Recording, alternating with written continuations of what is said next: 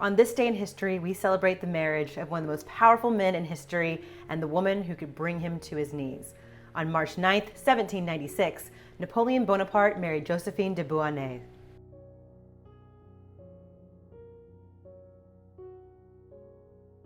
Napoleon Bonaparte is widely considered to be one of the greatest military minds in history. Born in Corsica in 1769, he would go on to become the first emperor of France and spread the Napoleonic Code throughout Europe. Josephine was born in Martinique in 1763 to a wealthy French family. When the family fell in hard times, a strategic marriage was arranged to Alexander de Beauharnais, a French aristocrat. The marriage was not a happy one, although they had 2 children.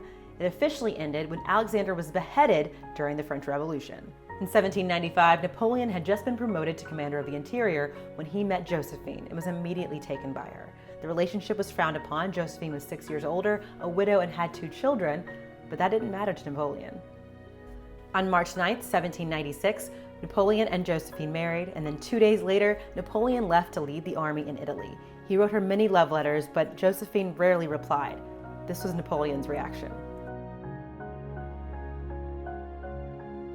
With the distance becoming an issue, both of them took lovers. Napoleon with the wife of a junior officer, and Josephine with a charming general. The relationship between Napoleon and Josephine would never be the same. But time must go on, and after military successes and political maneuvering, Napoleon was crowned Emperor of France. In bucking tradition, he immediately had Josephine anointed as Empress.